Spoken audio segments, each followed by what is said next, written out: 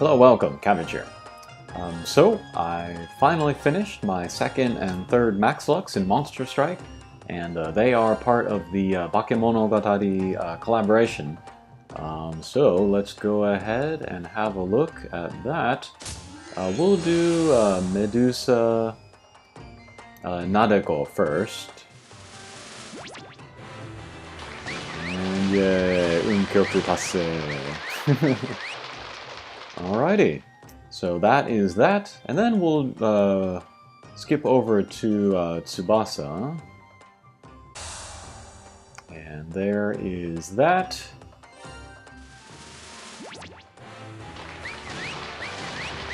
Unkyoku Tassei, okay. So that is 3 Max Lux then. So yeah, I'm pretty happy about that. I think my timing was good to get those two now. And then, yeah, let's move over and let's do the monster review for these two characters. And we'll look at Nadeko first. There she is. So yeah, she is a Dark Element bounce, a Blast type, so her Blast Bump combo will be extra strong. She has a Laser Stop, which is a good defensive ability. And then on the gauge, she has Null Warp. Just the one null ability, and then not a big deal though, I would say, for her. Null Warp is maybe one of the better abilities to have just by itself.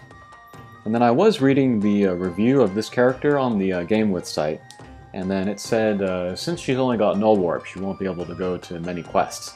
And I was like, come on, maybe 2 years ago that was true, but not anymore.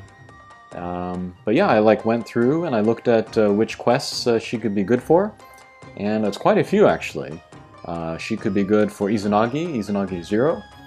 Izanagi 0 might be a little difficult since there are a lot of laser barriers in there that would stop her bump combo. But she still might be usable in there. She has a 16-turn strike shot, which I would say is still kind of on the quick end, which you could use fairly successfully to avoid the magic circles. I also plan on using her in Hikaru Genji and Ghoulie, Typhon if I decide to make him, Akasha, Shibai, Doom, Kushinada, Joyaberun, and Jiraiya. And that's just a list of monsters that I'm thinking about making the Max Luck of. She's good for many, many more besides. But yeah, also we'll look at her strike shot. She gets a speed and power up, which is good by itself, but she also goes into counterattack mode, which is why she might be good for Izanagi 0, so that she can hit the wizards when they are in counterattack mode. And then her bump combo, I think I'm really excited about this. It's the Rebound Laser L4, but she's a blast type, so she gets extra attack there. And then the damage from this bump combo is the same as Mikhail's bump combo, the same rebound lock-on laser. But this is after her buff, after the buff that she got recently. So this is pretty powerful, especially for an extreme drop monster. And actually, since I now have Nadeko and her pretty strong bump combo, I'm actually thinking that she's going to take the place of Satellite. And then all the ways that I used to use Satellite before. If you remember from my old videos, you know that Satellite was one of my favorite Max Lux. And that was because she was an extreme monster with a good bump combo. And I would often take her to easy quests like Dragon Gems or for Divine Charles, just so that I could get out as much damage as possible every turn, so that I could get through those easy stages as quickly as possible. Nadeko is going to replace Satellite for me in that slot. So yeah, very, very excited about her.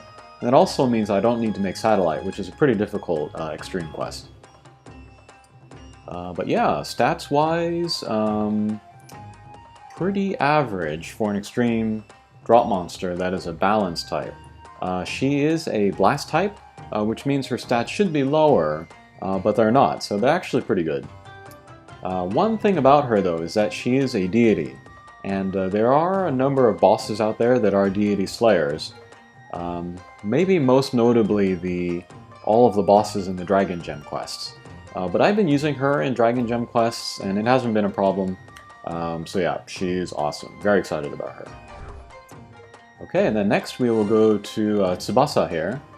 And then she is a water type, bounce, speed type. And then stats-wise, again, pretty solid for an extreme drop monster. And then her abilities, she has a null damage wall, passive in her. And then on the gauge, she has energy drain. That's similar to Pandora Evolution's drain, where every time she hits a character, she gets some HP back.